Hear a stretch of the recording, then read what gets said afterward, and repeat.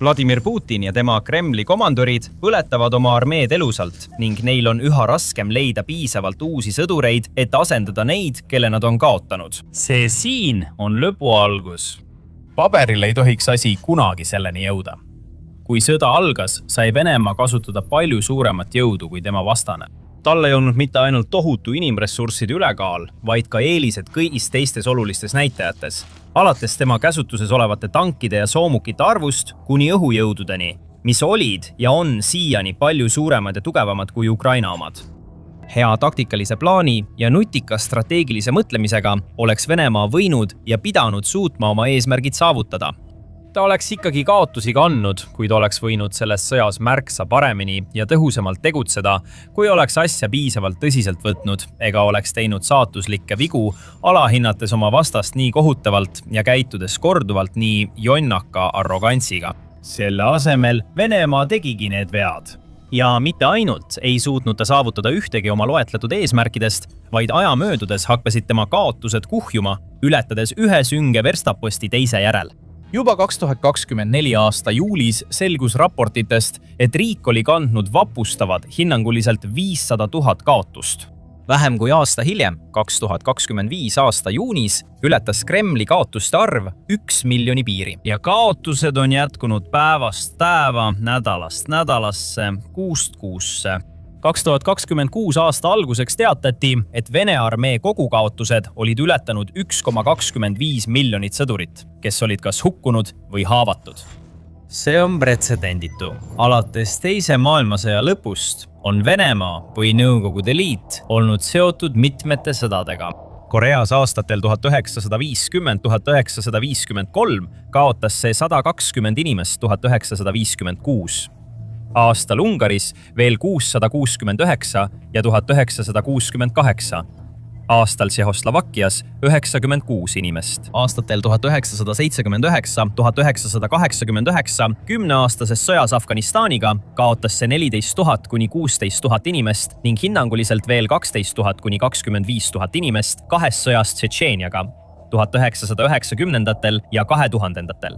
Isegi kui liita kõigi nende sõdade hukkunute arv 6 eri aastakümne peale kokku, on see kogu summa vaid murdosa sadadest tuhandetest hinnanguliselt hukkunutest Venemaa poolel Ukrainas. Sama kehtib ka kogukaotuste kohta, mitte ainult hukkunute kohta.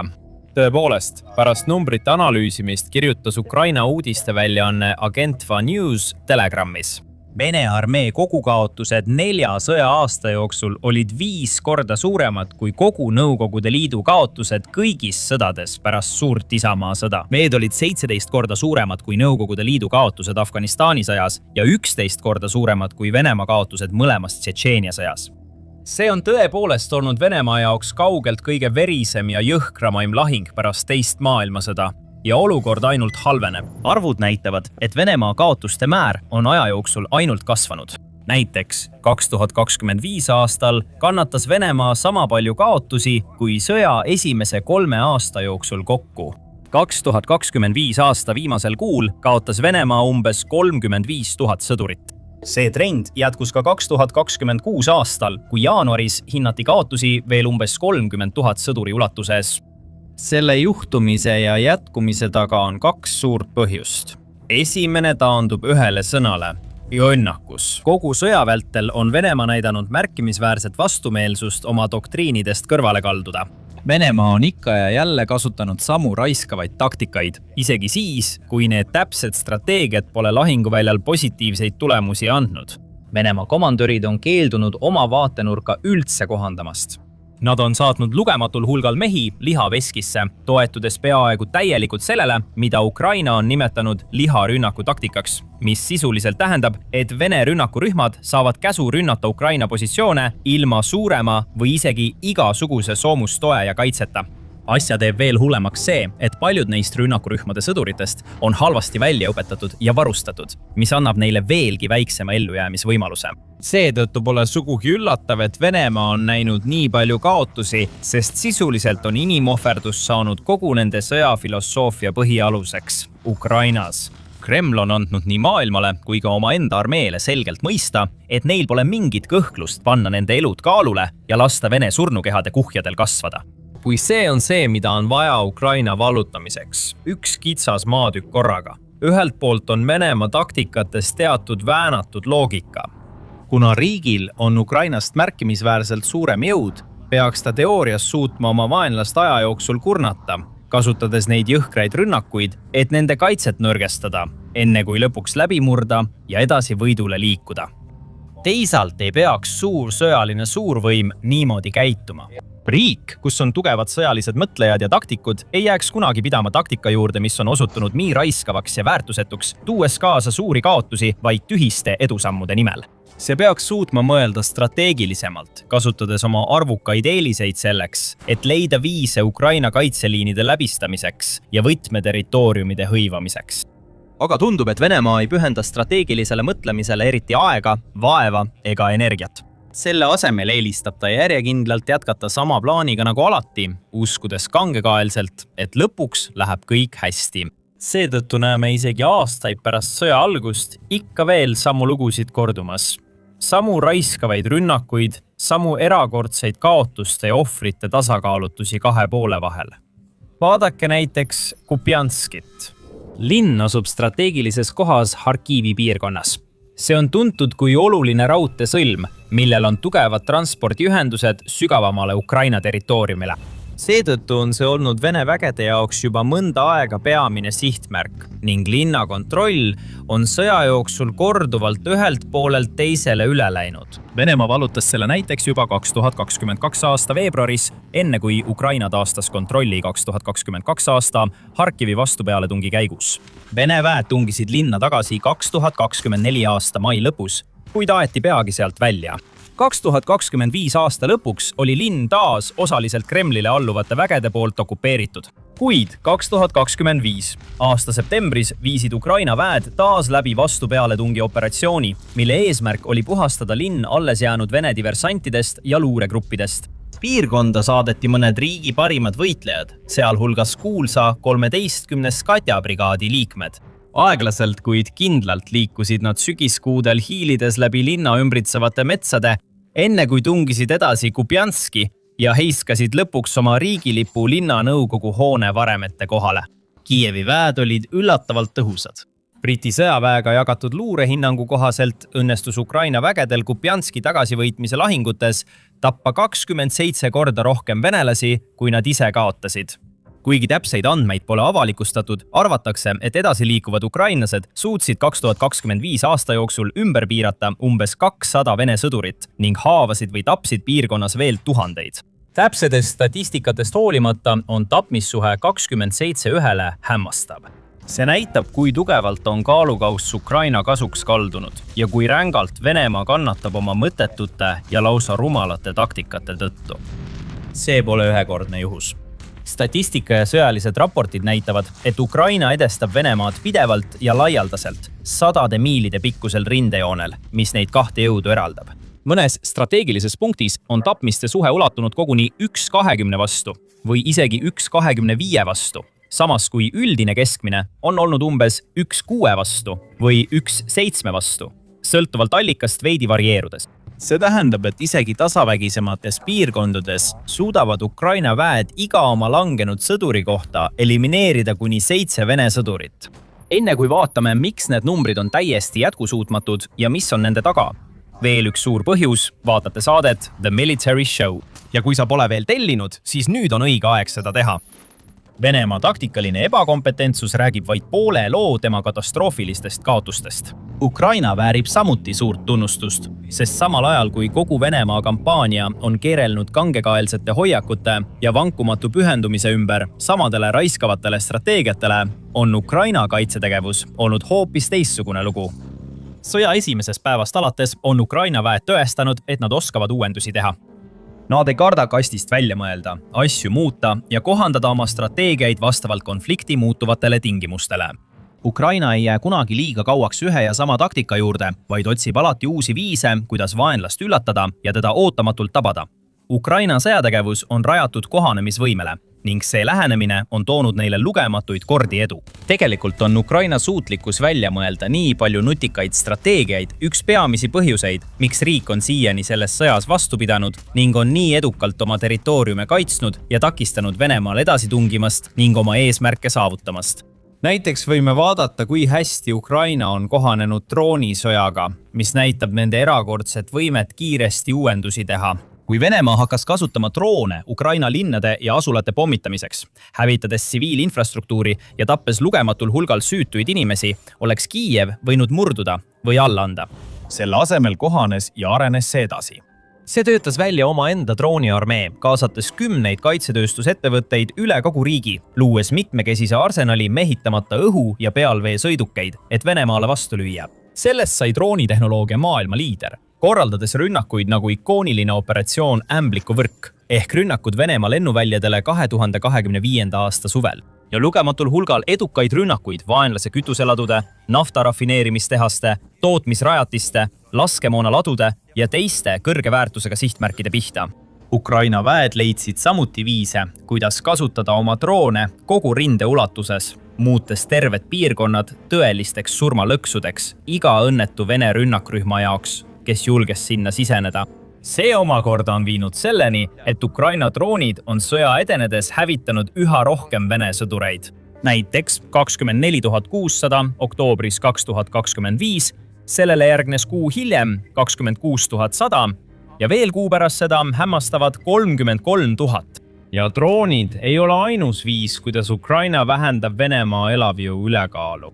Riigi relvajõud on välja töötanud ka teisi tõhusaid rindejoone taktikaid, näiteks meelitamise ja kurnamise strateegia, mis seisneb selles, et Vene rünnakumeeskonnad meelitatakse etteantud radadele, teeseldakse taganemist kaitsepositsioonidelt, uinutatakse vaenlane valesse turvatundesse ja enesekindlusse ning seejärel avatakse nende pihta tuli suurtükkide droonide ja ringlevate laskemoonadega ülevalt. Selliste taktikatega ei anna Ukraina mitte ainult tugeva löögi Vene armee sügavusreservidele, vaid takistab ka Kremlil sõjamasinat paljudes võtmevaldkondades edasi liikumast. Tõepoolest, graafikud näitavad, et Venemaa edeneb oma sõjaajaloo üht aeglasemat tempot, saavutades vaid väikeseid maa-alasid sellistes piirkondades nagu Kubjansk, Šassivjar ja Pokrovsk, kaotades samal ajal tuhandeid sõdureid. Ja Putini vägede jaoks läheb olukord siit edasi tõenäoliselt ainult hullemaks. Sest Ukraina ei lepi lihtsalt oma praeguste numbritega. See tahab minna veelgi kaugemale, kus Kiiev on seadnud oma armeele eesmärgiks suurendada Vene kaotusi umbes 50 000 – 60 000 sõdurini kuus. Kui see juhtuks, poleks Venemaal enam tagasiteed ning võimalus, et riik peab tunnistama kaotust ja lõpuks Ukraina pinnalt taanduma, muutuks üha tõenäolisemaks. Siin on põhjus. Sõja esimestel aastatel polnud Moskva vaatenurgast nii oluline, et riik andis nii suuri kaotusi. Isegi kui Ukraina suutis kuus hävitada 15 000, 20 000 või isegi 30 000 Vene sõdurit, suutis Venemaa alati neid kaotusi kompenseerida. Selleks Venemaa on kasutada mitu meetodit, näiteks pakkuda uutele värvatutele suuri rahalisi stiimuleid, sihtida vaesematest piirkondadest pärit inimesi ja lubada nende peredele suurt tasu, kui nad otsustavad liituda ja võidella. Vene värbajad avaldasid survet ka etnilistele vähemustele, näiteks Kesk-Aasia riikidest pärit sisserändajatele, minnes mõnikord isegi nii kaugele, et ähvardasid neid väljasaatmise või vangistusega, kui nad keelduvad võitlemast. Riik on pakkunud isegi süüdi mõistetutele, sealhulgas mõrvaritele ja vägistajatele, võimalust oma vanglakaristust ühendada, kui nad nõustuvad Ukrainas võitlema. Tänu nendele taktikatele suutis Venemaa pidevalt täita ja isegi ületada oma värbamiskvoote. See muutis Ukraina elu palju raskemaks. Sest isegi siis, kui Ukraina armee saavutas maa peal suuri edusamme, hävitades hulgaliselt Vene sõdureid ja vallutades tagasi kaotatud alasid, saabus peagi järjest rohkem vaenlase rünnakurühmi, et asendada kaotatud rünnakurühmi. Nagu mingi võitmatu videomängu stiilis armee. Tundus, et Venemaal on lõputu sõdurite varu ning ta täiendab alati oma ridu ja hoiab kogu rindel pidevat survet. Aga ükski armee ei ole lõputu. Isegi nii suur riik nagu Venemaa, mille elanikkond ületab 140 miljonit inimest, ei oma lõpmatut sõdurite varu, keda välja kutsuda. Ja lõpuks on Ukraina pingutused hakanud Kremlile üle jõu käima. Näiteks 2026 aasta jaanuaris näitavad andmed, et Venemaa kaotas 9000 sõdurit rohkem, kui suutis värvata. Ühendkuningriigi kaitseministri John Healey sõnul ei ole see ka üksikjuhtum. Sellest on saamas trend. Juba mitu kuud on Vene armee pidevalt kaotanud rohkem mehi, kui suudab neid asemele tuua. Ja pole raske mõista, miks see nii on. Mitu aastat pärast sõja algust on nende venelaste arv, kes on tegelikult valmis Ukrainas võitlema, märkimisväärselt vähenenud. Ja enamik neist, kes tahtsid liituda, on seda juba teinud. Nüüd, isegi kui värbajad pakuvad uutele värvatavatele suuri rublapreemiaid, ei ole paljud Venemaal elavad töövõimelised inimesed eriti huvitatud liitumisest, sest nad peavad seda enesetapu missiooniks. Tegelikult näitavad raportid, et koguni iga 25 Vene mees on alates konflikti algusest kas tapetud või sandistatud, jättes järjest vähem neid, kes oleksid valmis ja suutelised neid asendama. Moraal on samuti järsult langenud, sest venelased ei ole pimedad. Kui sõda algas, võisid nad uskuda Kremlit, et see niinimetatud sõjaline erioperatsioon vajalik ja et kõik saab mõne nädalaga läbi. Aga aastate möödudes on usaldus valitsuse vastu järsult langenud. Jugematud Vene perekonnad on sunnitud leinama oma lähedaste kaotust või on näinud, kuidas isad, vennad ja pojad tulevad koju elumuutvate vigastuste ja murtud vaimuga. See muudab Venemaal üha raskemaks värbamiskvootide täitmise ja isegi kui neil õnnestub see imekombel saavutada, ei pruugi need kvoodid olla piisavalt kõrged. Kui Ukraina suudab oma tegevust veelgi tõhustada ja hakata iga kuu kõrvaldama 40 000, 50 000 või isegi rohkem venelasi, tappes neist umbes 60% või rohkem ja haavates ülejäänuid, siis pole Venemaal mingit võimalust oma armeed säilitada. Siis hakkab nende arv lõpuks vähenema. Kuid kui see juhtub, aeglustuvad rünnakud rindel. Riigi komandöörid peavad loobuma teatud rünnakutest, et anda prioriteet teistele. Rünnakurühmad muutuvad väiksemaks ja nõrgemaks, sest uutel värvatutel on veelgi vähem väljaõpet ja sõjalist kogemust kui nende eelkäijatel. Moraal langeb jätkuvalt rekordilise kiirusega, üha rohkem sõdureid kipub kas oma positsioonidelt deserteeruma või valge lipu lehvitama ja esimesel võimalusel vaenlasele alla andma. Ja kõik see viib ühe selge järelduseni. Venemaal ei ole mingit võimalust saavutada Ukrainas mingisugustki võitu. Isegi kui riik suurendab oma sõltuvust palgasõduritest ja püüab värvata sõdureid sellistest kohtadest nagu Põhja-Korea, India, Pakistan, Nepal ja Aafrika, nagu ta on seni teinud, on tal ikkagi võimatu leida piisavalt selliseid inimesi. Tegelikult näitavad statistikaandmed, et Venemaal on seni õnnestunud värvata umbes 17 000 sellist palgasõdurit erinevatest riikidest, mis vaevu kataks poole kuu kaotused Ukrainas. Nii et samal ajal kui Putin ja tema lipitsevad komandörid jätkavad võltsväidete esitamist väärtusliku maa hõivamise ja võidu poole liikumise kohta, on tegelikkus hoopis teistsugune. Mitte ainult ei suuda riik edusamme teha mõistliku kiirusega, vaid kaotab rohkem sõdureid kui kunagi varem ning on üha vähem suuteline meid kaotusi varjama. Vladimir Putin on hirmul. Venemaa president ei tunnistaks seda kunagi. Ta ei näitaks kunagi avalikult maailmale oma hirmu, aga just see ongi asja mõte. Putin on äkitselt Kremlist täielikult kadunud. Ja põhjuseks on see, et miski on teda nii tugevalt hirmutanud, et ta on selle vältimiseks maa alla kadunud. Isegi Kreml ei ole enam paranoilise Putini jaoks turvaline, kuna Venemaa meeleheitel juht püüab kaitsta ainsat asja, mis talle selles maailmas tõeliselt tähtis on – omaenda elu. On möödunud palju aega sellest, kui Putinit viimati Kremlis nähti. RBC Ukraina andmetel oli 9. märts viimane kord, kui Venemaa presidendist oli näha mingit märki avalikult tähtsal üritusel. See pole nii, et Putin poleks varem Kremlist eemal olnud, kuid see on üks pikimaid äraolekuid Venemaa võimu keskpaigast, mida me kunagi näinud oleme. Ja see toimub just siis, kui Venemaa alustab kevad- ja suverünnakut, mille käigus peaks lõpuks saavutama kõik, mida Putin soovib sõjast räsitud Donbassi piirkonnas. Jättes kõrvale selle rünnaku tõenäolise läbikukkumise, näitab tõsiasi, et Putin on nii kriitilisel hetkel justkui õhku haihtunud, et midagi on Venemaa presidendi paranoilises peas väga valesti. Ja üha rohkem on tõendeid selle kohta, et ta teeb kõik endast oleneva, et avalikkuse pilgu alt võimalikult kaugele jääda. Räägime korraks viimasest avalikust esinemisest. 9. märtsil osales Putin kohtumisel, mis käsitles ülemaailmseid nafta- ja gaasiturge, mida mõlemat on Iraanis toimuva operatsiooni eepiline raev tõttu raputatud. Sellest ajast alates näib, et Putin on osalenud kohtumistel kaugteel, näiteks 18. märtsil, kui ta pidas Venemaa valitsusega veebikohtumise, mis väidetavalt toimus tema Novo-Agarjovo residentsist Moskvas. Kuid isegi selle kohtumise legitiimsus on vaidluse all, sest liiguvad kuulujutud, et tema esinemine oli eelnevalt salvestatud või purki pandud video. ja on teatud märke, et Venemaa juht on isegi nendel veebikohtumistel oma asukohta võltsinud. Kontoritrikid ei ole Putini jaoks sugugi uus asi. Nagu teatab Raadio Vaba Euroopa, Raadio Vabadus ehk RFERL, tõi november uudise, et Putin on juba kuid oma asukohta aktiivselt varjanud. Kuidas? Seades üles 3 peaaegu identset kabinetti erinevates kohtades, tagades, et keegi ei tea kunagi täpselt, kus ta asub. Või vähemalt nii Putin tegi. Umbes 160 päeva jooksul pärast selle uudise avalikustamist pole Kreml avaldanud ühtegi videot ega fotot, mis näitaks Putinit üheski neist kabinettidest, mis on veel üks märk sellest, et Venemaa juht kardab. Tema salakaval plaan tähelepanu alt eemale jääda on paljastatud. Ja visuaalsed märgid, mis esimesel korral tema plaani reetsid, on kas ära muudetud või on Putin leidnud endale uued maa-alused punkrid ja kabinetid, kus tegutseda. Nii et Putin oli juba varjus isegi enne oma viimast Kremlist puudumist. Aga siin läheb asi veelgi kummalisemaks. 4. märtsil vahetult enne seda, kui Putin võttis, ütleme nii, pikema puhkuse oma Kremlis kohustustest, avaldas RFERL huvitava raporti, mis näib tõestavat, et paljud Putini esinemised filmitakse üles palju varem, kui need tegelikult toimunud on. Ja mis seekord asja paljastas? Taimed.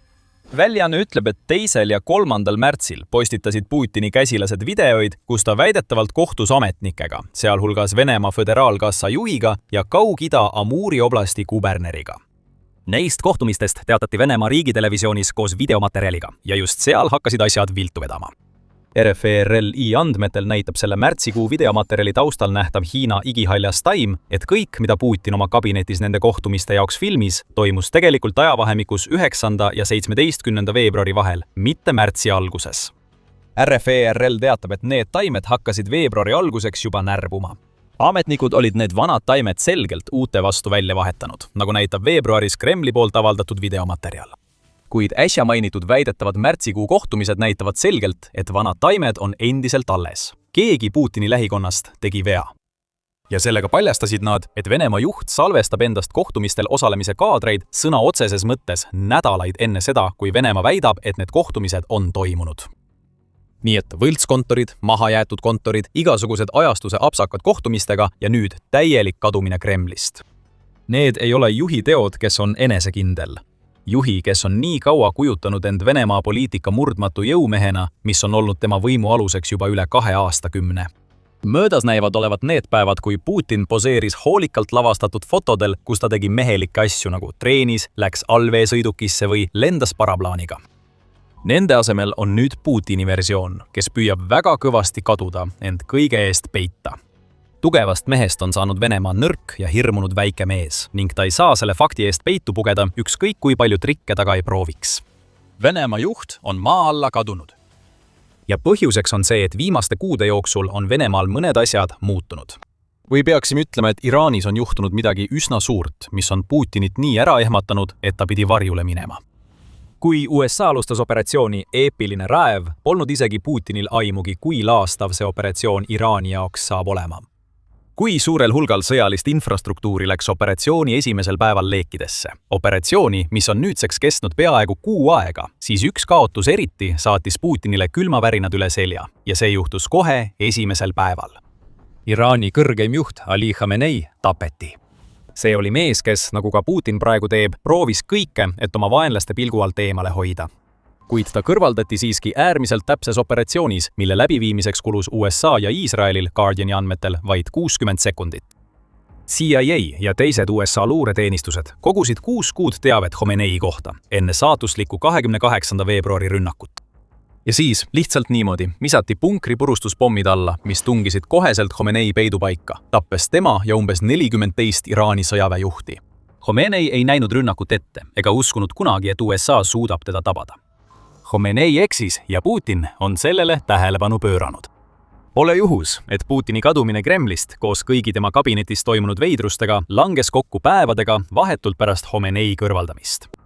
Putin jälgis, kuidas USA, mis on ajalooliselt olnud Venemaa vaenlane, viis läbi nii surmava ja tõhusa operatsiooni, et ta ei saanud jätta mõtlemata, et sama võiks temaga juhtuda igal hetkel. Putin näib olevat jõudnud järeldusele, et avalikult Kremlis ringi liikumine muudaks tema vaenlastel tema leidmise ainult lihtsamaks. Ja kui hakkasid levima uudised selle kohta, kuidas USA ja Iisrael suutsid Iraanis oma mehe kätte saada, süvenes Putini paranoia veelgi. Financial Timesi andmetel arvatakse nüüd, et USA suutis jälgida Khomeini asukohta, häkkides Teherani, Iraani pealinna, liikluskaameratesse pikaajalise jälitusoperatsiooni raames. Kas suudad ette kujutada, mis Putini peas sel hetkel toimuda võis? Just need seadmed, millele ta peaks saama turvalisuse tagamiseks loota, võisid teda kogu aeg jälgida, täpselt nagu nad jälgisid Khomeinit. Täpselt nii tekkis tal tõenäoliselt usaldamatus kaamerate suhtes. See heidab täiesti uue valguse nendele videotele, millest me varem rääkisime. Putin ei taha, et teda tabataks otseülekandes oma asukohta edastamas, kui ta peab kohtumisi Kremli ametnikega. Sellepärast ta kasutabki salvestisi. Ja ta kindlasti ei taha isiklikult nähtaval olla, sest ta ei tea kunagi, kes võib teda jälgida ja tema vaenlastele ette kanda, olgu need siis Kremlis endas või kaugemal. Putinis paranoia on lõpuks temast võitu saanud. Ja taas olid märgid, et see juhtub kohe, kui USA tõestas, et suudab tabada kedagi nagu Khomeini. Aga enne kui me sellesse süveneme, tuletan kiiresti meelde, et te vaatate saadet The Military Show. Me toome teieni kogu pildi, mitte ainult pealkirjad. Kui teile meeldib see, mida näete, vajutage telli, et ei jääks ühestki videost ilma. Kaamerad ei ole kaugeltki ainus tehnoloogia, mille eest Putin end varjab. Selle tehnoloogia kartuse märke on olnud näha juba Ukraina sissetungi algusest peale. 2022 aasta lõpus avaldas South China Morning Post huvitava raporti, milles väideti, et Putin keeldub kategooriliselt internetti kasutamast ning nõuab, et kogu vajalik info edastataks talle ainult paberdokumentidena. Sama raporti kohaselt ei kasuta Venemaa president isegi nutitelefoni. Samuti väidetakse, et nii Venemaa kui ka USA ametnikud on neid väiteid kinnitanud. Business Insider on neid väiteid samuti kinnitanud, viidates endisele Venemaa luureametnikule, kes on hiljem üle jooksnud. 2023 aasta aprillis selgitas Gleb Karakulov kõike, öeldes: kõigi oma teenistusaastate jooksul ei ole ma teda kordagi mobiiltelefoniga näinud, lisas ta. Ta ei kasuta internetti ega mobiiltelefoni, ta saab teavet ainult oma lähiringkonnalt, mis tähendab, et ta elab infovaakumis. Äkitselt hakkame mõistma, miks Venemaal Ukrainas nii halvasti läheb. Mees, kes peaks juhtima infovahetust, ei kasuta vahendeid, mida ta vajab, et saada kätte ajakriitilist teavet, mis võimaldaks tal reageerida rindel toimuvatele pidevatele muutustele. Putini nõudmine saada füüsilisi dokumente tähendab, et teave, mille ta peaks saama koheselt, jõuab temani alles tundide või isegi päevade pärast. Putini paranoia halvab need käsilased, kelle ta Ukrainasse saatis. Aga mis veelgi olulisem, see halvab tema võime tegutseda tugeva presidendina, kelleks ta on end nii kaua väitnud. See on ka mees, kes kardab sakslasi. Ta kardab mürgitamist. Putin eelistaks mitte kunagi lennukiga lennata, sest ta kardab, et see lastakse õhku, kui ta sees on. Võid neis taktikates ära tunda samu võtteid, mida Putin ise on kasutanud oma vaenlaste vastu. Võib-olla usub Putin karmasse, mis läheb ringi, tuleb ringiga tagasi ka Venemaa juhile. Ja ta ei taha olla kusagil lähedal, kui tema ja Venemaa pidevalt kasutatavad taktikad tema enda vastu pööratakse. Siin hakkame nägema ühe mehe lugu, kes on oma enda hirmust nii haaratud, et on end täielikult halvanud. Ei interneti, ei kaameraid, ei Kremlit. Ja pärast Khomeini kõrvaldamist hakkab Putin samuti mõistma, et ükskõik kui palju ta ka ei pingutaks, ei suuda ta põgeneda selle eest, mida ta üha enam usub endale lähenevat. See pole ainult see, mis juhtus Khomeiniga, mis on põhjustanud Putini kadumise Kremlist. Tegelikult on Iraani juhi kõrvaldamine viimane märk sellest, et USA ei mängi enam nende reeglite järgi, mida ta on aastakümneid järginud. Lõppude lõpuks oli vaid paar kuud enne operatsiooni eepiline raev algust, kui USA saatis eliitoperatiivid Venezuelasse, et tabada endine president ja paljude arvates diktaator Nicolas Maduro. Ka Putinile ei jää märkamata, et nii Maduro kui ka Khamenei olid Moskva liitlased. Ja ometi on USA suutnud nad mõlemad vähem kui 2 päevaga maha võtta. Jällegi, see on hingematav tõhusus, kuid see ei ole ka see, kuidas ükski neist asjadest tegelikult juhtuma peaks. Vladimir Putin on mees, kes on alati harjunud reeglitest mitte kinni pidama. Kui Vladimir Putinil oli vaja midagi teises riigis ära teha, suutis ta selle teoks teha ning samal ajal jätta endale piisava võimaluse usutavalt väita, et tal pole sellega mingit pistmist. Aga nüüd peab Vladimir Putin pealt vaatama, kuidas USA võtab väga avalikult maha juhte, kes on temaga mitmeski mõttes sarnased. Need on despoodid ja diktaatorid, kes langevad USA ees ning mõlemad nimetused sobivad Vladimir Putini kohta sama hästi, kui need on sobinud Khomeini ja Maduro kohta. Kas tema võib olla järgmine? See on suur küsimus, mis peab praegu Vladimir Putini peas keerlema. Ja see võib olla ka peamine põhjus, miks ta on maa alla kadunud. Ta tahab varju jääda, sest hakkab tundma, et juhib habrast režiimi, mis võiks kergesti saada sihtmärgiks riigile, mis on juba ainuüksi 2026 aastal 2 korda tõestanud, et tal on oskus despoodid kõrvaldada. Vladimir Putinis paranoia ei ole ainult tema enda peas kinni. see pole ainult tema tegevus võltskontorites ega tegevusetus Kremlis, mis ütleb meile kõik vajalikku selle kohta, kus Vladimir Putin praegu on. Vladimir Putini jaoks seisneb tõeline probleem selles. Ta on nii meeleheitlikult püüdnud näida tugevana oma kõige nõrgematel hetkedel, et teeb sellega kahju Vene rahvale. Me rääkisime teile varem, et Vladimir Putin kardab nii surmavalt interneti kaudu jälgimist, et ta lihtsalt keeldub seda või sellega ühenduda võivaid nutitelefone kasutamast. Aga vähemalt siiani mõistis ta, et internet on kasulik tööriist nii Venemaa rahvale kui ka sõjaväele. See kõik näib nüüd olevat kadunud, nagu paljud Vladimir Putini varasemad vaenlased, sest Venemaa president juhib kogu riigis interneti mahasurumist. Täielikud internetikatkestused muutuvad kogu riigis tavaliseks. Digitaalne tsensuur ei ole Venemaa jaoks midagi uut, kuid ulatuslikud interneti- ja mobiilsidekatkestused, mis ulatuvad isegi Moskvasse, on seda küll. Need katkestused põhinevad valikulistel katkestustel, mida Venemaa on juba kuid kasutanud, väites alati, et see on taktika Ukraina droonide vastu, kuid tegelikult näivad need olevat viis sulgeda igasugune arutelu, mis järgneb pärast droonide sihtmärkide tabamist. CNN sõnul on nende katkestuste üle palju spekulatsioone, kus mõned väidavad, et neid tehakse selleks, et ennetada Venemaa avalikkuse võimalikke proteste Vladimir Putini oodatava mobilisatsiooni vastu. Jällegi püüab Venemaa juht end kaitsta millegi eest, mis tema arvates võib talle kahju teha. Kui ta proteste ei näe, siis järelikult pole nende vastu huvi. Muidugi ignoreerib ta fakti, et tema interneti- ja mobiilside piirangud on nüüd nii karmid, et mõned Venemaal on hakanud omavahel suhtlemiseks kasutama raadiosaatjaid. Teised viitavad probleemidele, millest me juba rääkisime ja mis on seotud Putini hirmuga pärast seda, kui ta on näinud USA juhitud režiimi muutusi Iraanis ja Venezuelas. Kui keegi Venemaal ei pääse internetti, siis ei saa keegi seda kasutada fotode tegemiseks, info saatmiseks ega millegi muu tegemiseks, mis võiks isegi vähimalgi määral paljastada, kus Putin asub. Putin üritab Venemaad veelgi tugevamat kontrolli all hoida, isegi kui tema sõrmed murduvad. Ja interneti sulgemistega kaasneb kampaania sotsiaalmeedia rakenduse Telegram vastu, mis on paljudele Venemaal üks peamisi infokanaleid. Kremli on aastaid teinud koostööd kohalike tehnoloogiaettevõtetega, et luua Putini heaks kiidetud alternatiive Telegramile ja WhatsAppile.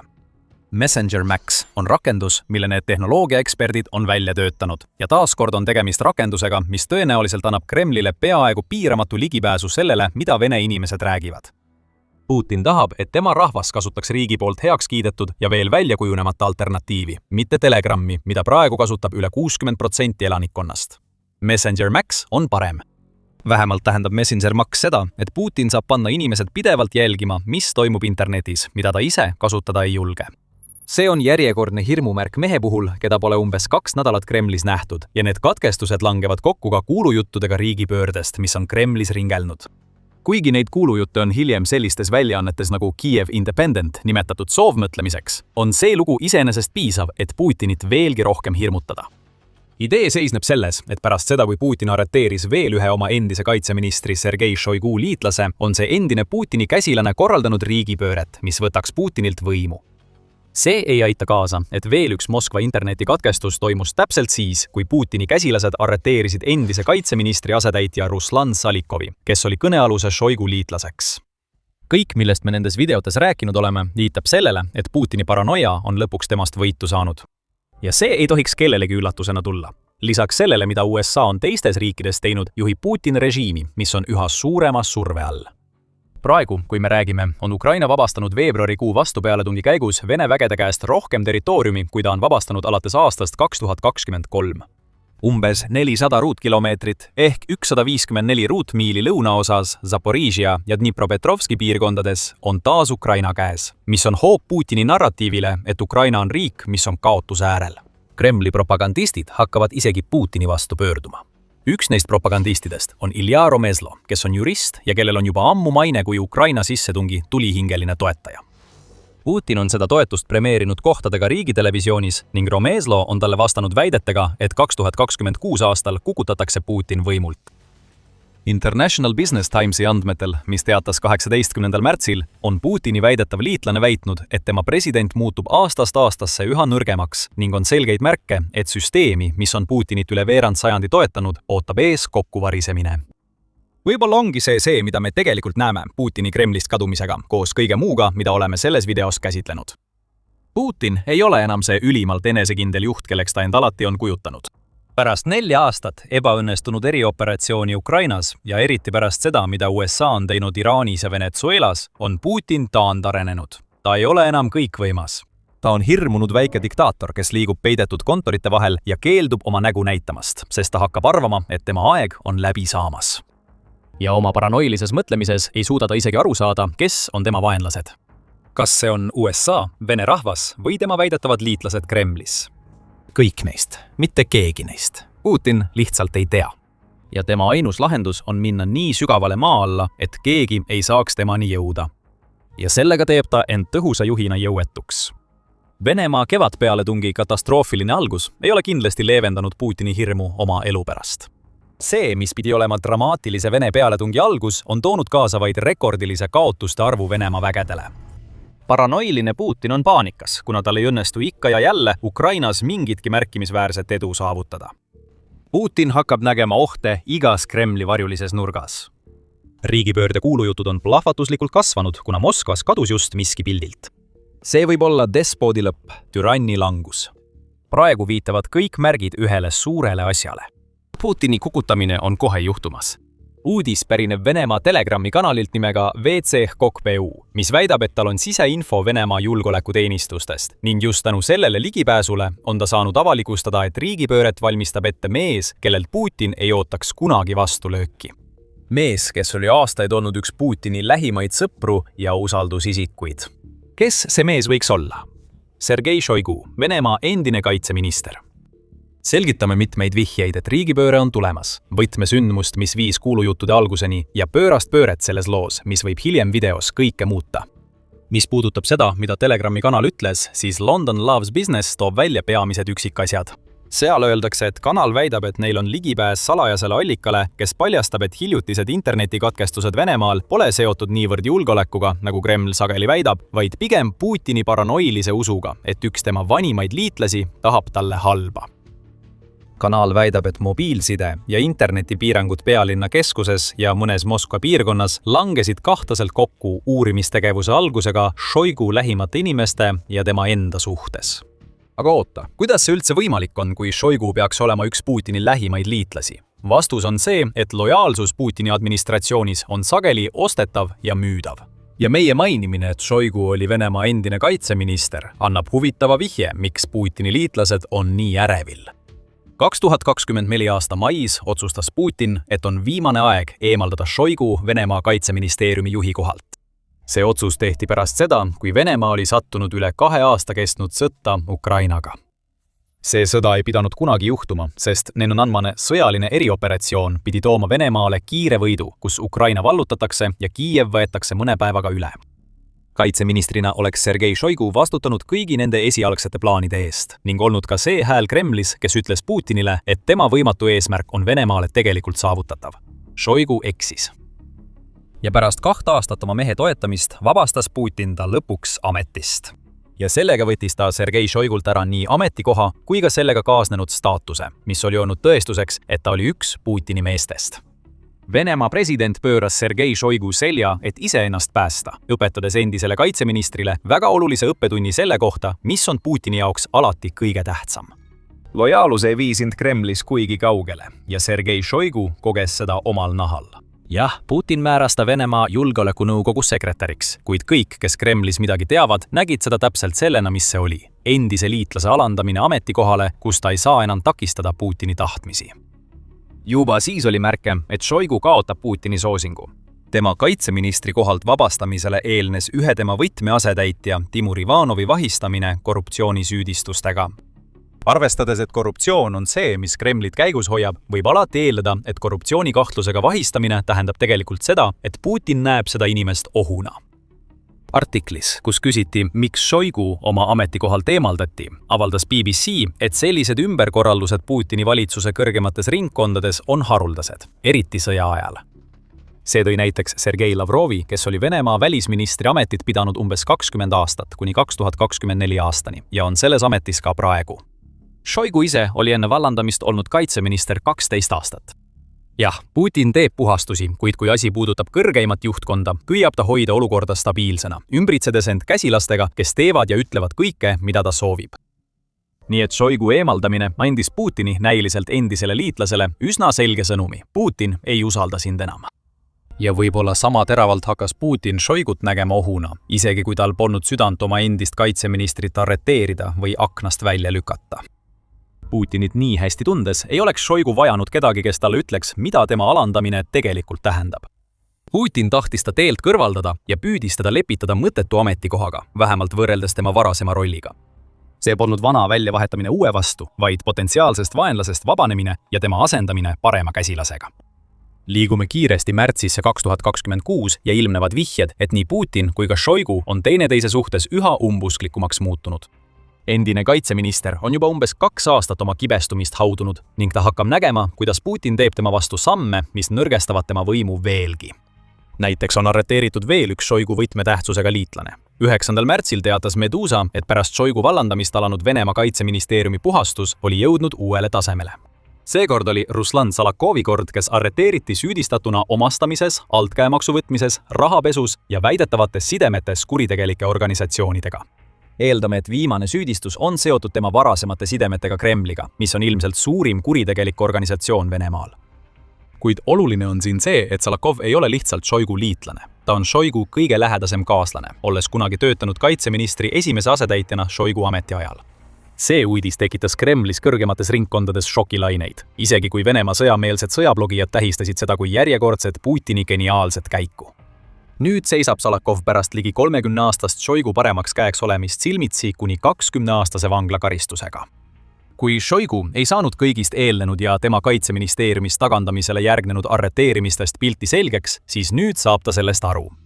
Putin on 2 aastat oma endist sõpra isoleerinud. Šoigu teab, et järgmisena lendab tema pea. Ja see toob meid tagasi riigipöörde juurde ning tõendite juurde, et see tõesti toimub ja et kõige taga on Šoigu. Siiani oleme näinud vihjeid. Neile vihjetele saame lisada selle, et Šoigut ennast pole nähtud alates 5. märtsist, kuigi ta peaks endiselt täitma üsna silmapaistvat rolli. See nähtamatus on tekitanud veelgi rohkem kuulujutte, et Kremlis on lõhe. Siiski on just need internetikatkestused, mida me varem mainisime, kõige suurem pöend selle kohta, et Putini endine liitlane on kavandanud Vene presidendi kukutamist. Miks? Enne kui sellesse sügavamalt sügeldume, vaatate sõjasaadet ja meie toome teieni kogu pildi pealkirjadest kaugemale. Vajuta täna tellimisnuppu, et olla alati sammuke ees. Naastes Šoigu olukorra juurde on ta viimased 2 aastat olnud Putini poolt tõrjutud, hoolimata oma paljudest aastatest lojaalsest teenistusest.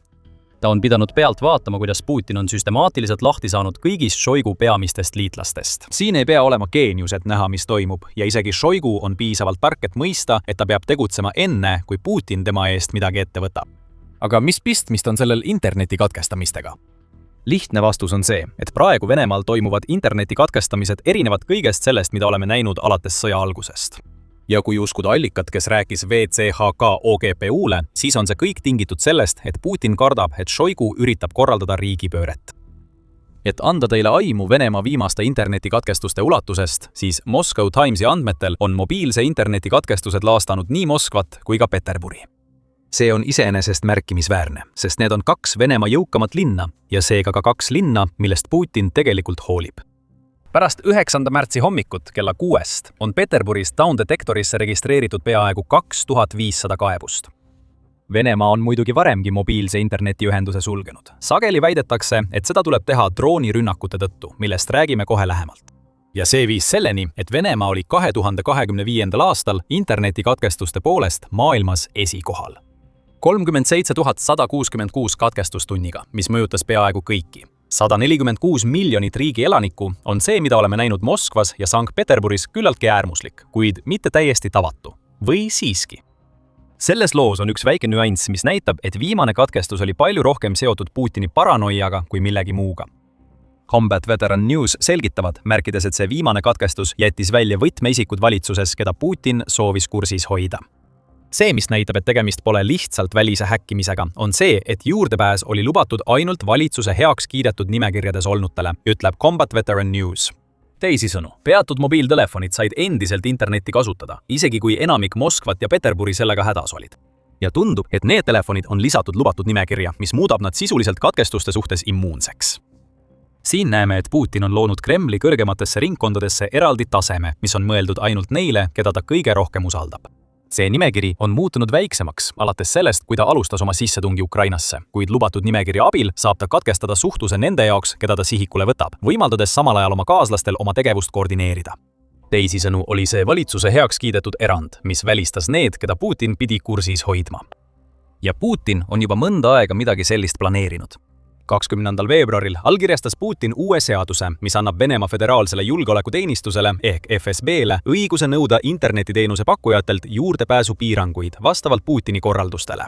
Vähem kui kuu aega hiljem nägime, kuidas Putin kasutas seda tohutut võimu kuritarvitust, et katkestada internetiühendus kõigile peale valitud väheste.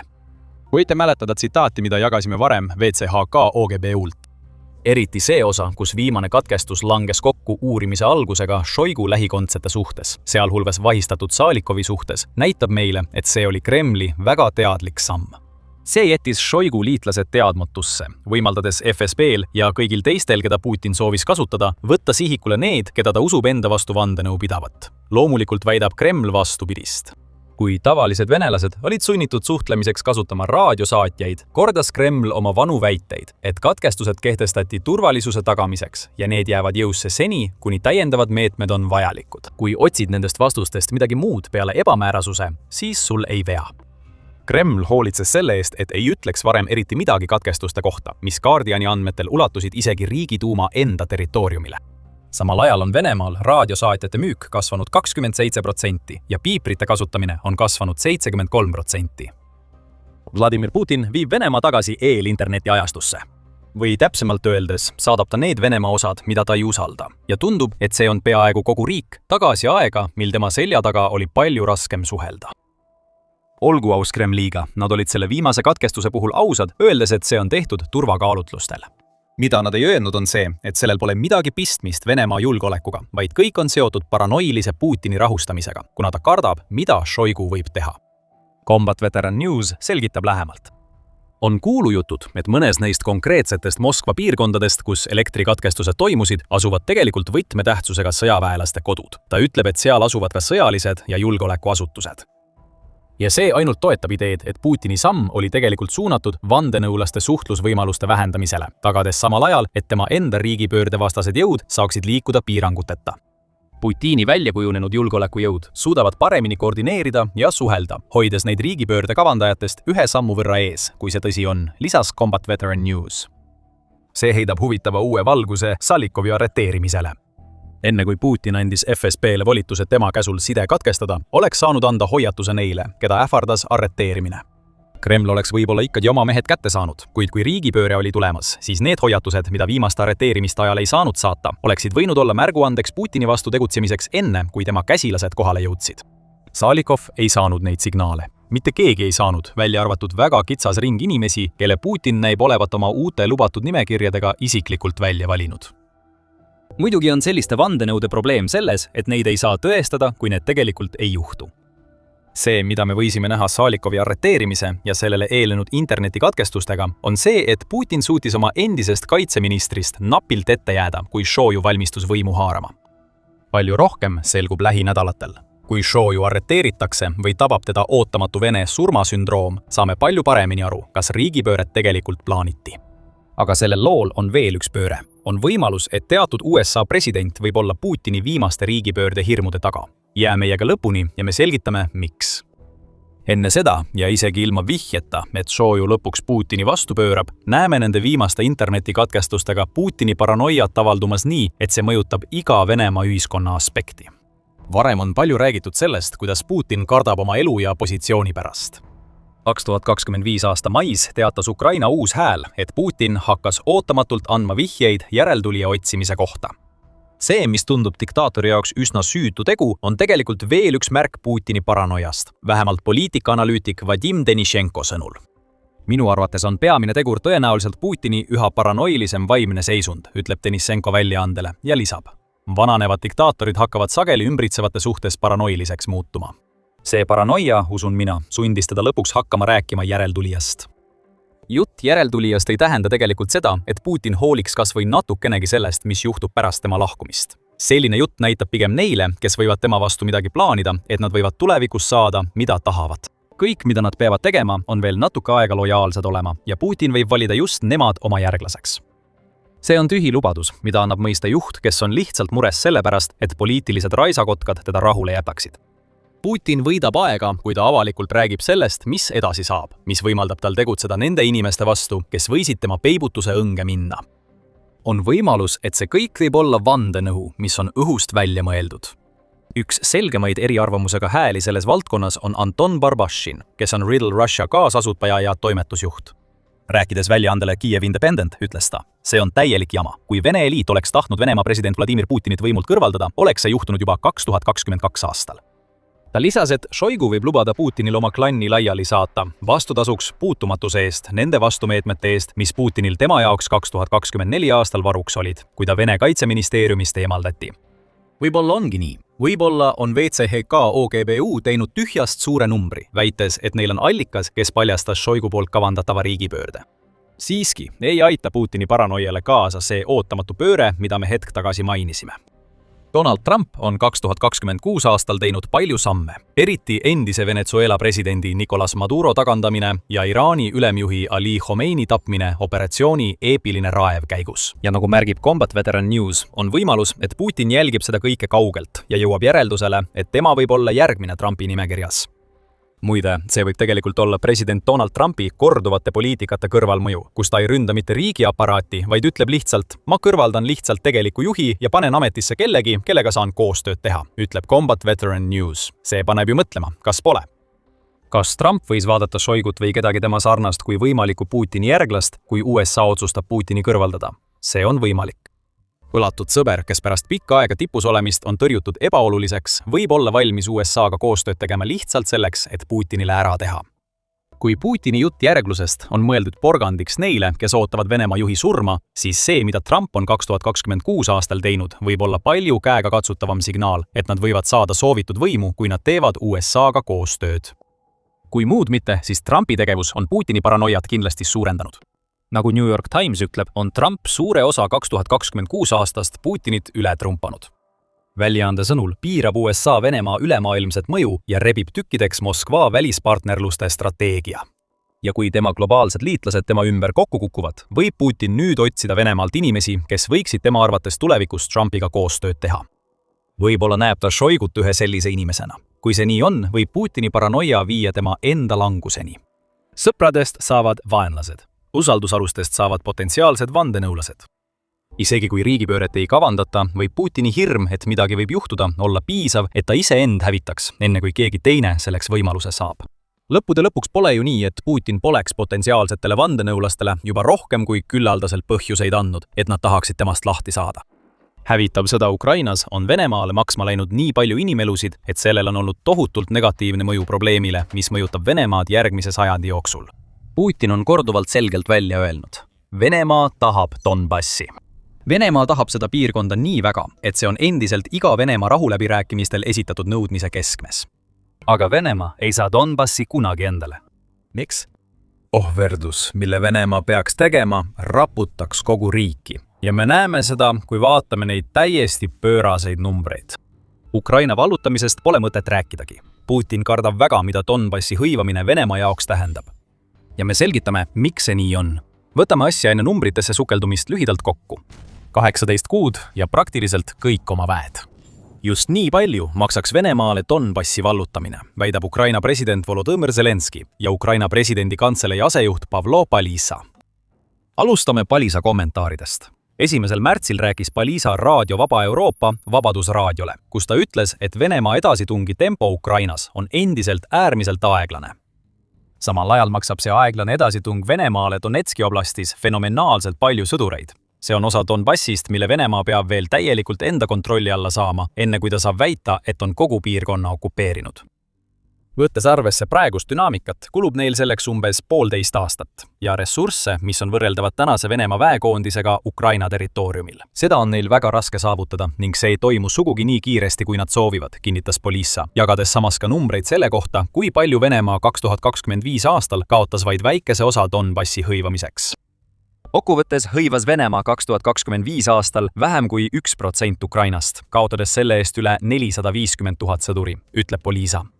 Polissa lisab, et Ukraina kontrollib praegu endiselt umbes 6000 ruutkilomeetrit ehk umbes 2316 ruutmiili Donetski piirkonnast, mille Venemaa peab veel vallutama. Pea see number meeles.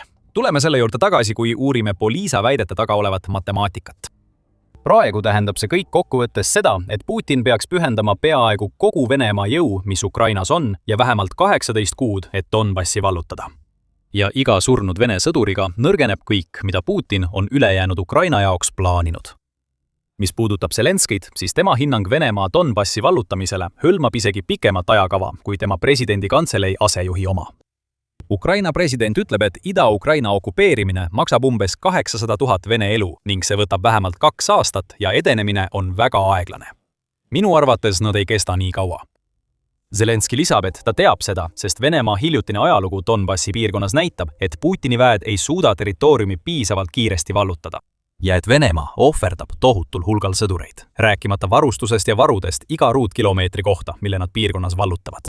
Need on kõik väga huvitavad Ukraina väited ja kui jääte meiega, saate teada, mis teeb Donbassist Putini sisse tungivate vägede jaoks sellise surmalõksu. Aga enne kui selleni jõuame, peame esitama suure küsimuse. Kas Ukraina väited peavad paika? Sellele vastamiseks peame numbritesse sügavamalt süvenema. Õnneks on meil mõned andmed, mis näitavad, kui tõepärased Ukraina väited Donbassi kohta tegelikult on. Alustame sellest, kui palju territooriumi Venemaa selles piirkonnas hõivab ja kui palju need vallutused Putini vägedele maksma lähevad. 24. veebruaril teatas Metsa, et Vene armee kannab Donetski piirkonnas nii suuri kaotusi, et Ukraina hävitab iga ruutkilomeetri kohta, mille Putini väed suudavad hõivata. 156 Vene sõdurit. See arv pärineb Ukraina kaitseministrilt Mihhailo Fjodorovilt, kes ütleb, et Ukraina eesmärk on nüüd suurendada neid kaotusi. 200 sõdurini ruutkilomeetri kohta. Fjodorovi sõnul on see viimane tase, kus edasiliikumine muutub võimatuks. See on Ukraina jaoks ambitsioonikas eesmärk, kuid praegu jääme selle 156 juurde. Palume teil meeles pidada hinnangut, et Venemaal on endiselt vaja vallutada 6000 ruutkilomeetrit Donetskit, enne kui ta saab väita, et kontrollib Donbassi. Tegelikult on see vaieldav number. Detsembris väitis Reuters, et see arv oli 5000 ruutkilomeetrit. Kuigi tasub meeles pidada, et see oli umbes sel ajal, kui Venemaa väitis, et on hõivanud selliseid alasid nagu Krovsk, mida ta tegelikult ei hõivanud. Siiski annab see meile 2 arvu, mida uurida. 5000 ja 6000 ruutkilomeetrit, mis on Venemaal veel vallutada. Alustades Reutersi arvuga, kui Venemaa hõivab 5000 ruutkilomeetrit praeguse 156 kaotusega ruutkilomeetri kohta, teeb see kokku 780 000 kaotust. Nii et isegi selle väiksema arvuga näeme, et Zelenski ja tema kantselei asejuht on praktiliselt täppi pannud. Zelenski ütles, et Donbassi vallutamiseks oleks Venemaal vaja umbes 800 000 sõdurit. See on isegi rohkem kui 715 000 sõdurit, kelle Venemaa on riiki saatnud, mis tähendab, et Putin peab tõepoolest kogu armee kulutama Donbassi vallutamiseks, isegi parimal juhul. Mis puudutab halvimat stsenaariumi, kus Venemaa peab vallutama 6000 ruutkilomeetrit, siis saame kogu kaotuste arvuks 936 000. See on absurdne number. Venemaa jaoks läheneb see ebamugavalt lähedale peaaegu 1,27 miljonile kaotusele, mida Ukraina rahandusministeerium väidab, et Venemaa on kandnud alates sellest, kui Putin 4 aastat tagasi oma sõja alustas. Lisaks pole selge, kas Metseri arv 156 kaotust ruutkilomeetri kohta Donetskis hõlmab ka Vene sõdureid, kes alistuvad või lahkuvad omavoliliselt. Kui see nii ei ole, võib Venemaa seista silmitsi 18 kuuga, mille jooksul ta kaotaks peaaegu 1 000 000 sõdurit ainult Donbassi vallutamiseks. Venemaa on juba jõudnud punkti, kus ta on kandnud suurimaid kaotusi kõigist suurematest sõjalistest jõududest pärast teist maailmasõda, nagu teatas Independent. See tähendab Putini jaoks seda, et jätkuv pealetung Donbassis tähendab tema jaoks veelgi sügavama haua kaevamist Vene sõjaväele, mis on juba hauas, ja olukord läheb aina hullemaks. Kõik see viib meid mõnede küsimusteni. Eelvige, miks on Putin nii kindlameelne Donbassi vallutamise suhtes, kui ta teab, milline on selle hind? Ja miks on Donbass Venemaa jaoks nii kõva pähkel pureda? Teisele neist küsimustest vastame video hilisemas osas, nii et jää kindlasti meiega sinnamaani. Mis puudutab seda, miks Vladimir Putin näib olevat nii halastamatult valmis hävitama terve põlvkonna Vene mehi Donbassi nimel, siis sellel on mitu põhjust. Esimene põhjus viib meid tagasi Vladimir Putini soovini taastada Venemaa Föderatsioon millekski, mis tema arvates meenutab Nõukogude Liidu hiilgeaastaid. Francis Farrell, kes teeb reportaaže väljaandele Kiev Independent, selgitab seda nõukogudeaegset soovi.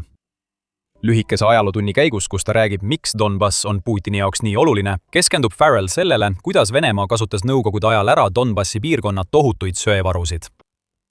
Nõukogude Liidu industrialiseerimise käigus viidi tohutul hulgal töölisi üle kogu riigi, sealhulgas ka Gulagi süsteemist tööle Donetski oblasti kaevandus- ja rasketööstussektoritesse, selgitab Farrell. See annab meile 2 vaatenurka, mida Putini Donbassi vallutamise soovi puhul arvestada. Venemaa on väga hästi teadlik, kui väärtuslik see osa Ukrainast on. Ja kuna Venemaa saatis Nõukogude ajal nii palju oma inimesi Donbassi, on Putinil endiselt see moonutatud arusaam, et Donbass on ja on alati olnud osa Venemaast. Just see arusaam on üks põhjusi, miks Putin keskendus Donetskile ja teisele suurele Donbassi piirkonnale Luhanskile oma esialgse agressioonikampaania ajal Ukraina vastu. 2014 aastal Putin toetas 2014 aasta kampaania ajal mõlemas piirkonnas separatistlikke marionettrühmitusi. Lisaks saatis ta sinna ka NNAMi rohelised mehikesed, kes olid sisuliselt varjatud Vene sõdurid saadetud Ukrainasse kaost külvama. Kuigi Moskva eitas järjekindlalt oma seotust, oli nende jälg kõikjal, ütleb Farrell. Lisades, et alates Nengonenman ülestõusu juhtidest kuni viisideni, kuidas Venemaa-meelseid jõude rahastati ja relvastati, rääkimata lugematutest otsestest tõenditest regulaarsete Vene vägede kohaloleku kohta. Venemaal ei õnnestunud 2014 aastal Donbassi vallutada. Kuid tõepoolest, sellest sai riigi täiemahulise sissetungi keskpunkt. 2022 aastal Venemaa ründas Donbassis suuresti seetõttu, et Putin väitis algusest peale, et niinimetatud Vene inimesed, kes selles piirkonnas elasid, tahtsid, et Vene Föderatsioon nad vabastaks. Pärast esialgse erisõjalise operatsiooni täielikku läbikukkumist suunas Venemaa kogu oma tähelepanu Donbassi vabastamise põhieesmärgile. 2022 aasta aprilliks muidugi olid Putini väited täielik jama.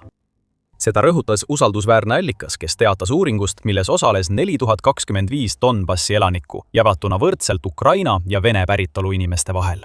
See uuring näitas, et 42% küsitletutest soovis jääda Ukraina koosseisu, samas kui 31% olid rahul sellega, et nad liidetakse Venemaaga. Veel 9% ütlesid, et nad soovivad täielikku iseseisvust. Ülejäänud vastanutest aga ei teadnud, mida nad tahavad. Need arvud näitavad, et Donbassis on suur Vene mõju. Siiski eelistavad paljud selles piirkonnas elavad inimesed Ukraina koosseisu kuulumist kõigile teistele variantidele, mis lükkab kohe ümber Putini väited selle kohta, et tema väidetav vabastamine oleks midagi, mida Donbassi elanikud tegelikult soovivad. Aga tegelikult pole see ju kunagi olnud selle kõige eesmärk, eks ole, Putin? Raha on peamine põhjus, miks Putin tahab Donbassi. Aga enne kui me sellesse sügavamale läheme, vaatate te saadet The Military Show. Kui sa pole veel tellinud, siis nüüd on selleks ideaalne aeg. Kõik Putini jutud ajaloost ja vabastamisest on vaid suitsukate. Tegelikult ajendab teda soov Donbass Ukrainalt raha pärast ära võtta.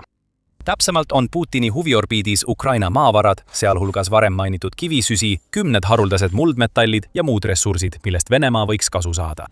United 24 meedia andmetel on nende maavarade väärtus umbes $15 triljonit. Ja ilmselt võid juba aimata, kus enamik neist leiukohtadest asub.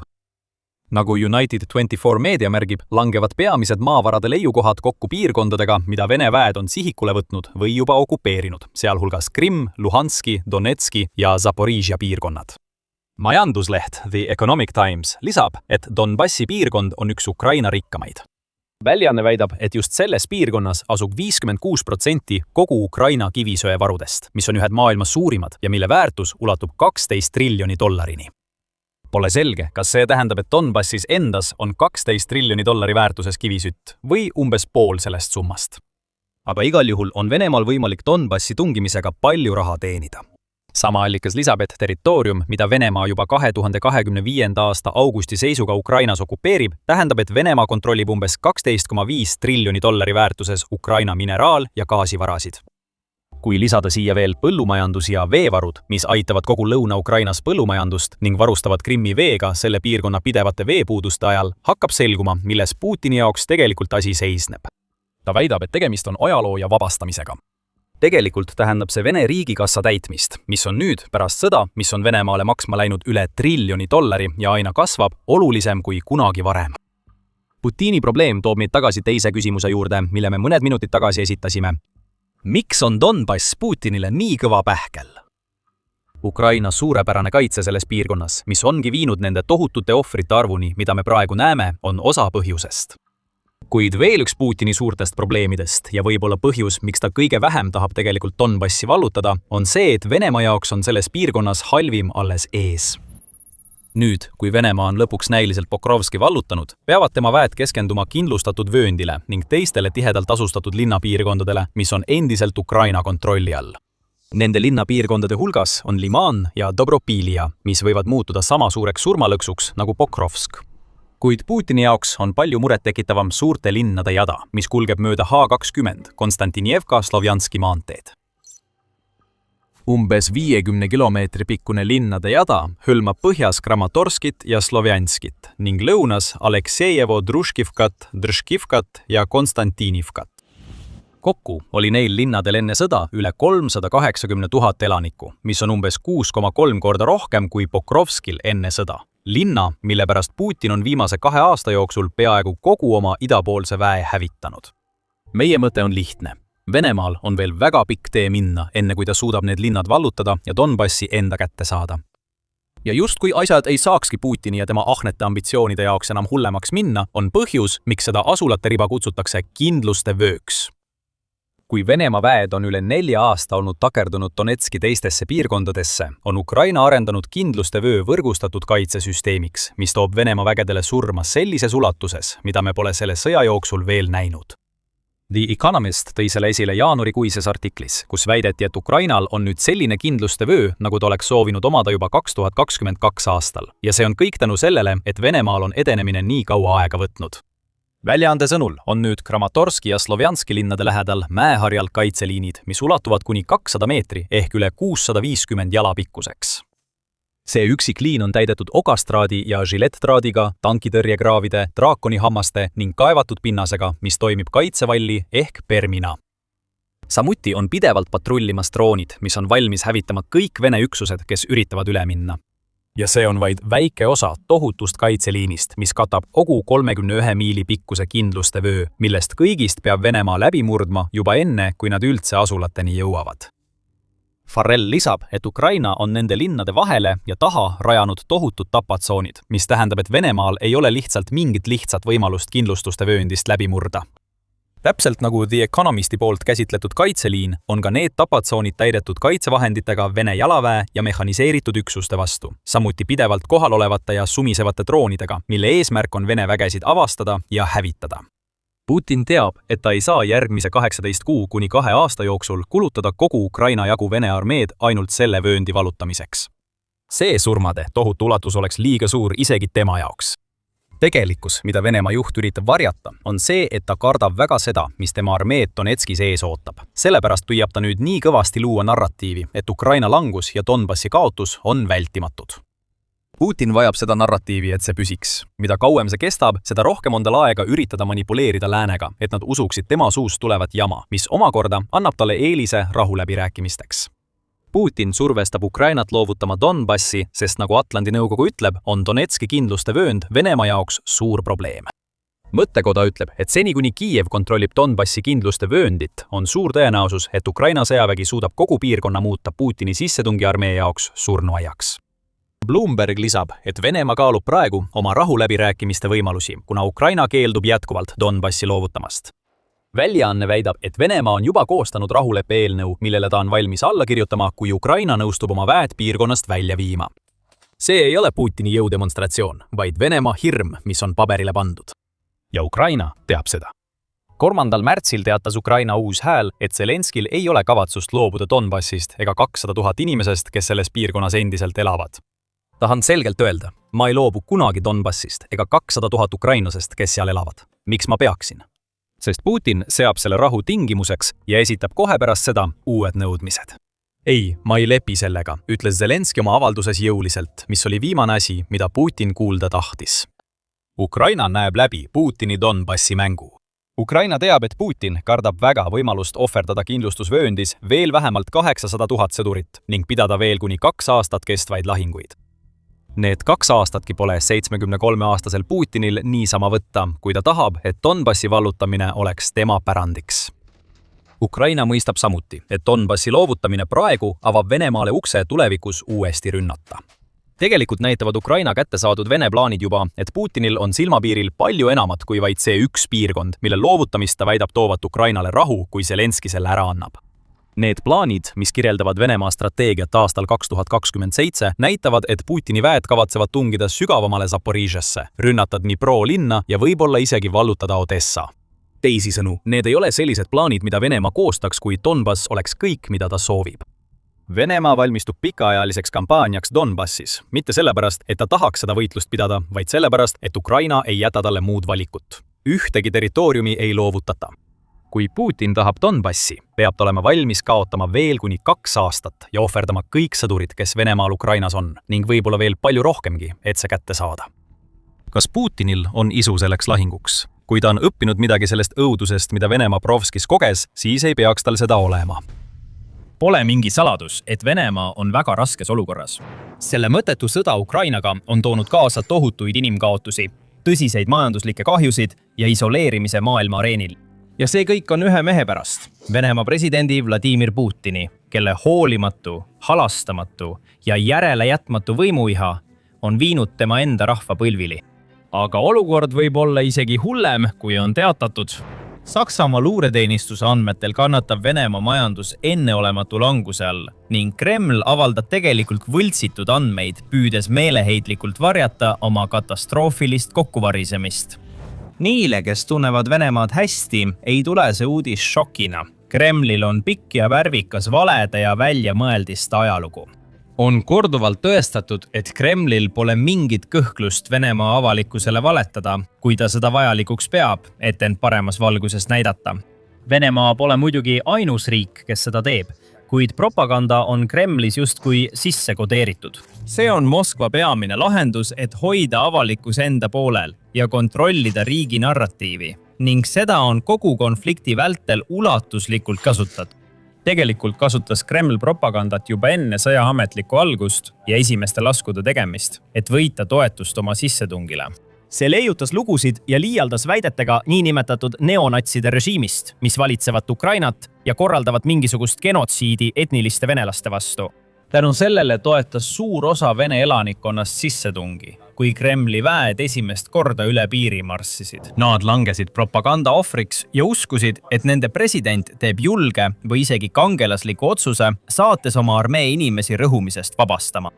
Samal ajal lootsid paljud, et Putini sõjaline erioperatsioon saab olema kiire ja tõhus ning kõik saab mõne nädalaga läbi.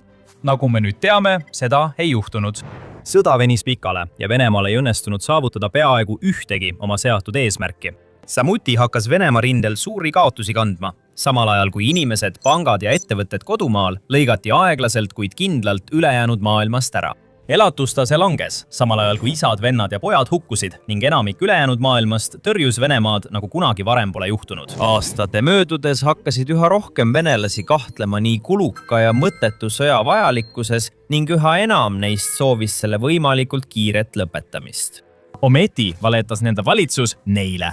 Toetudes propagandale, et ühest kriisist teise läbi tulla, eksitasid Putin ja tema erinevad käsilased pidevalt oma rahvast, leiutades ettekäändeid ja varjudes loosungite taha. Ja nad teevad seda siiani, nagu tõestab Saksamaa Liitvabariigi luureteenistuse ehk BND hävitab raport. Pärast Kremli ametlik avaldatud majandusandmete analüüsimist avastasid BND agendid selle valede jahmatava ulatuse. Nad leidsid, et Venemaa tegelik föderaaleelarve puudujääk 2025 aastaks oli märkimisväärselt suurem kui ametlikult avaldatud numbrid.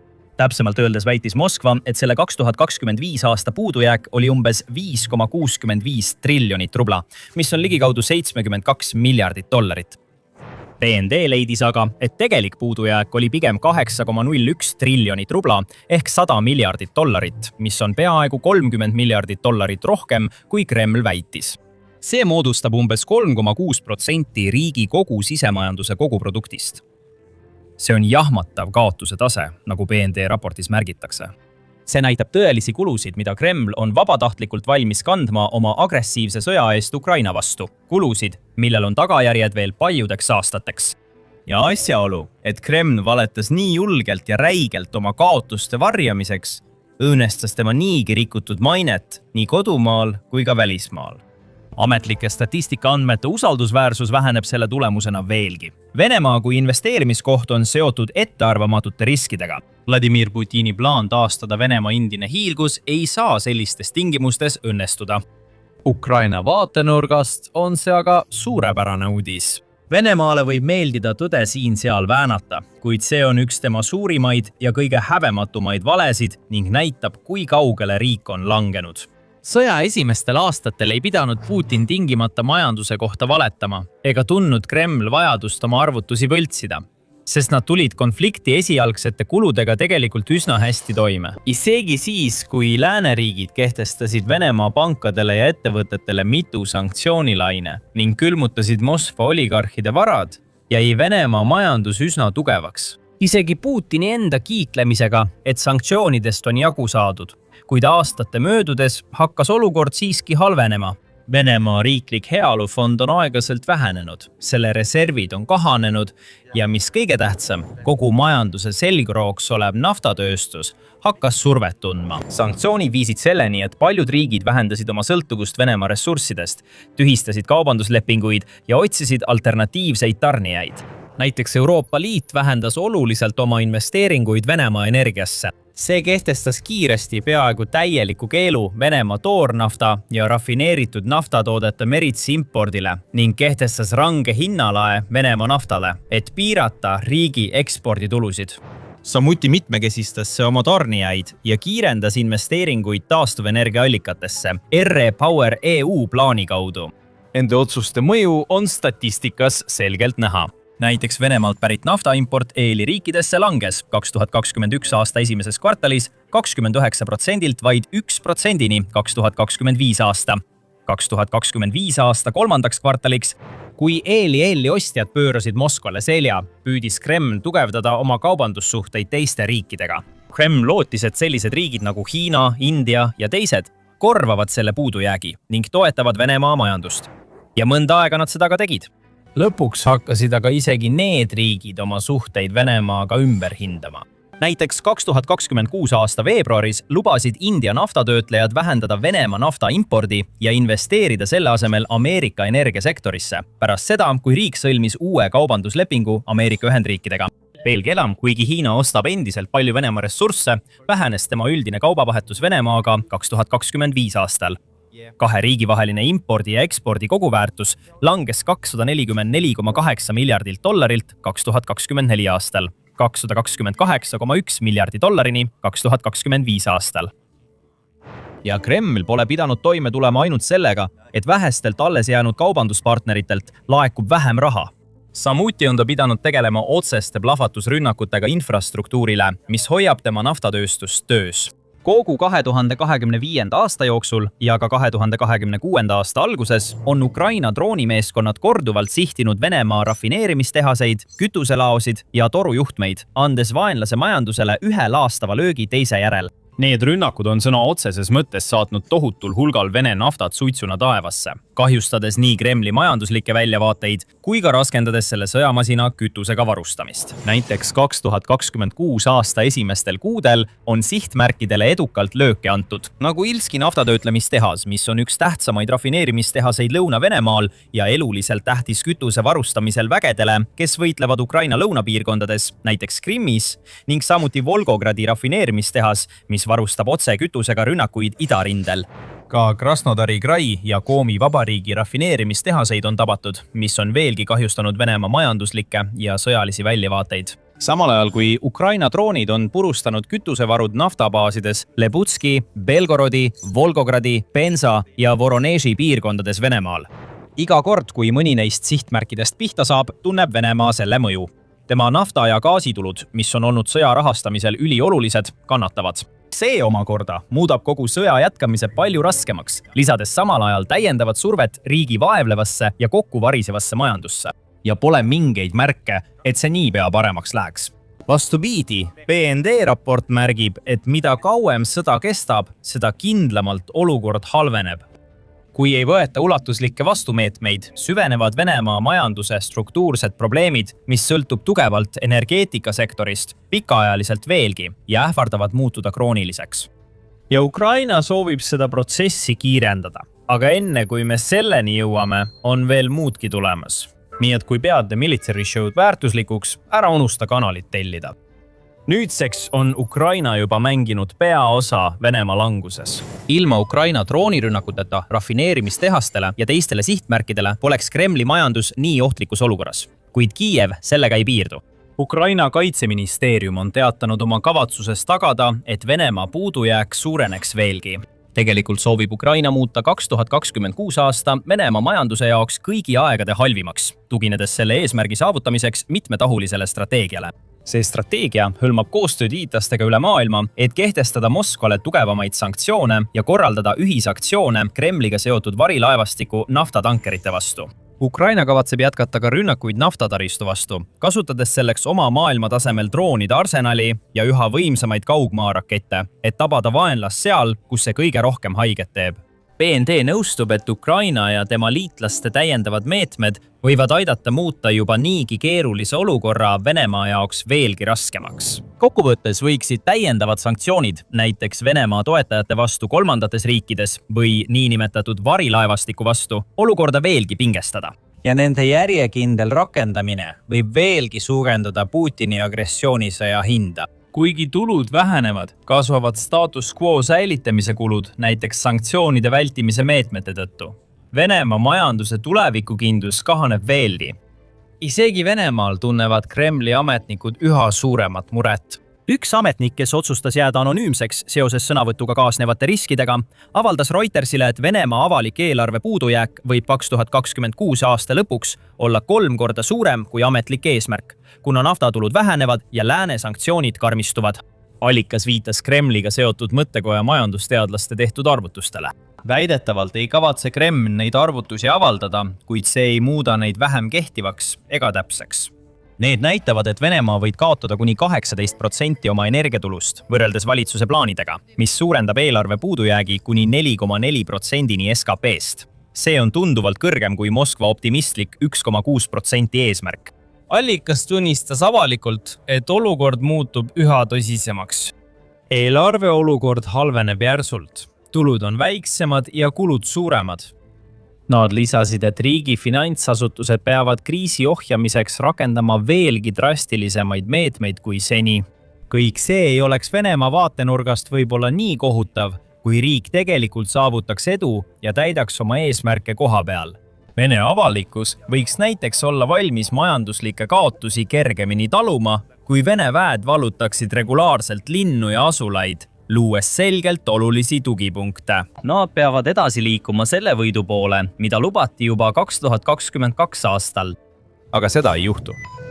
Veel üks paljastav raport, mille autoriteks on teadlased David R. Henderson ja Ryan Sullivan ning mille avaldas Defense News, on näidanud, kui palju Kreml on kaotanud ja kui vähe ta on võitnud pärast seda, kui Putin andis käsu sissetungiks kõik need aastad tagasi. Kontrast on hämmastav. Et täpselt hinnata, kui palju raha Venemaa on kulutanud ja kaotanud oma sõjas Ukrainaga, uurisid teadlased 3 olulist näitajat. Inimkapitali kulu, materiaalsete kaotuste ja operatsioonikulude maksumust ning makromajanduslikku mõju ja SKT langust, mida Kreml on seni selle konflikti jooksul kannatanud. Siin on, mida nad leidsid. Inimkapitali kulu osas püüdsid teadlased hinnata, kui palju Venemaa kaotused, mis nüüdseks ületavad juba 1 miljoni inimese, on mõjutanud riigi majandust. Selleks kasutasid nad standardset majanduslikku tööriista, mida nimetatakse statistilise elu väärtuseks ehk VSL-i mõõdikuks. See võimaldas neid hinnata ühe venelase elu väärtuseks umbes $2,6 miljonit. Samas kui raskete vigastuste väärtuseks hinnati $270,000. Sealt edasi tuli meeskonnal lihtsalt need arvud korrutada Venemaa kogukaotuste arvuga. Siiski on võimatu täpselt teada, kui palju Vene sõdureid on Ukraina sõjas hukkunud või haavata saanud, sest erinevad allikad annavad erinevaid andmeid ja koguarv kasvab iga päevaga veelgi. Et vältida tarbetut kallutatust oma tulemuste juures, tuginesid uurijad strateegiliste ja rahvusvaheliste uuringute keskuse 2026 aasta jaanuari andmetele, mis seab seni hukkunud Vene sõdurite koguarvuks umbes 325 000 ning haavatute või kadunute koguarvuks ligikaudu 875 000. Seetõttu leidis Defense Newsi raport, et surmajuhtumitest tingitud kogumajanduslik kahju on 325 000 korrutatuna 2,6 miljoni dollariga, mis teeb kokku 845 miljardit dollarit. Vigastuste tõttu on kahju 875 000 korrutatuna 270 000 dollariga, mis teeb kokku 236 miljardit dollarit. Kokku on see siis üle $1 triljoni kahjusid, mis on seotud ainult hukkunud või vigastatud sõduritega. Ja sõdurid on vaid üks osa palju suuremast puslest. Venemaa on Ukrainast samuti kaotanud erakordselt palju sõjatehnikat. Avatud allikatega luuregrupid nagu Oryx ning rahvusvahelised luureagentuurid on neid kaotusi ükshaaval jälginud ja kinnitanud. Tuhanded Vene tankid, sõidukid, laevad, lennukid, õhutõrjesüsteemid ja muud varad on Ukraina droonide, miinide, rakettide ja muu poolt sõna otseses mõttes kaardilt pühitud. Mõned neist varadest on väärt kümneid või isegi $100 miljoneid või mõnel juhul isegi rohkem. Jällegi on täpseid andmeid võimatu leida, seega tuginesid uurijad Minfinile, mis avaldab ametlikke valitsuse statistikaid oma arvutuste tegemiseks. Minfini andmed näitavad, et Venemaa on kaotanud ligikaudu 12 000 tanki, 24 000 soomusvõitlusmasinat ja 400 lennukit, samuti hulgaliselt muid varasid. Kokkuvõttes on nende varustuse kaotuste väärtus väidetavalt umbes $125 miljardit. Teadlased hindasid ka, et Moskva on kulutanud ligi $150 miljardit rohkem tegevuskuludele, nagu kütus, laskemoon ja logistika, viidates Rand Corporationi faktidele ja arvudele.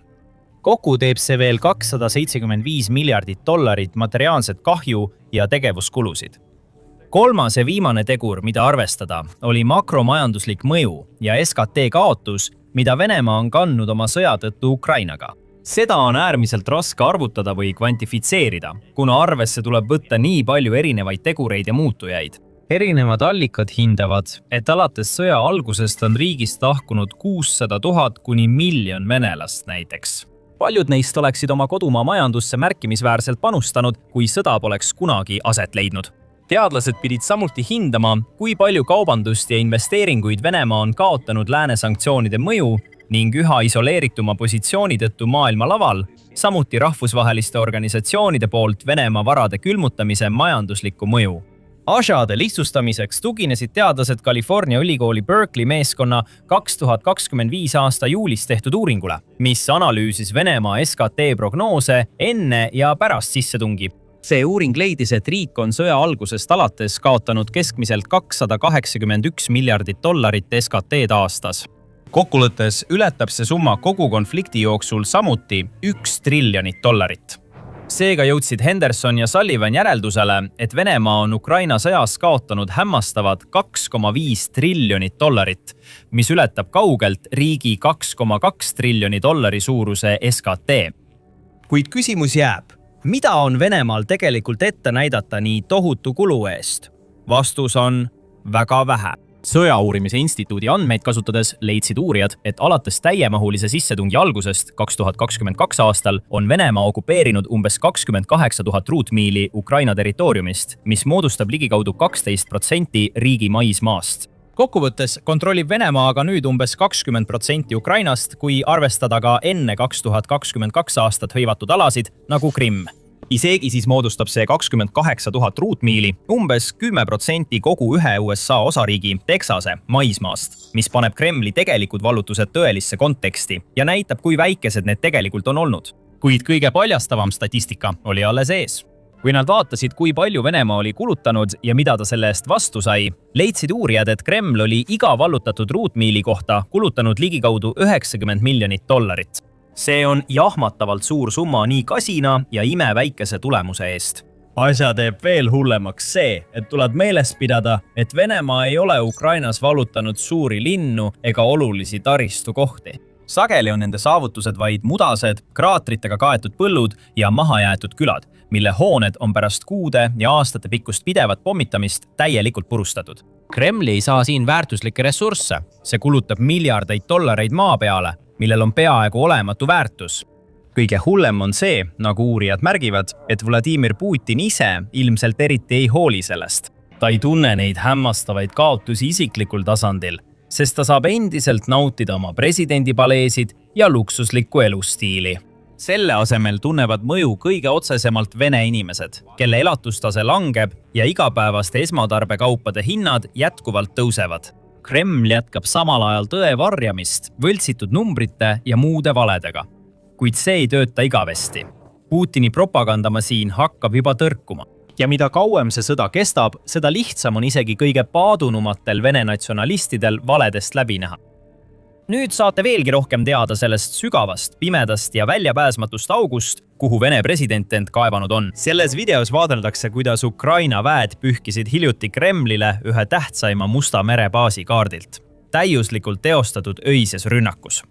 Võite vaadata ka seda videot, et saada rohkem teada, kuidas Ukraina saavutas võimatuna näiva, tõustes mõne aastaga sõjandusmaailma väikesest tegijast tõeliseks suurvõimuks. Ja lõpuks, kui soovite näha rohkem selliseid videoid, sealhulgas värskeid uudiseid ning põhjalikke analüüse taktikatest ja strateegiatest, siis tellige juba täna sõjasaade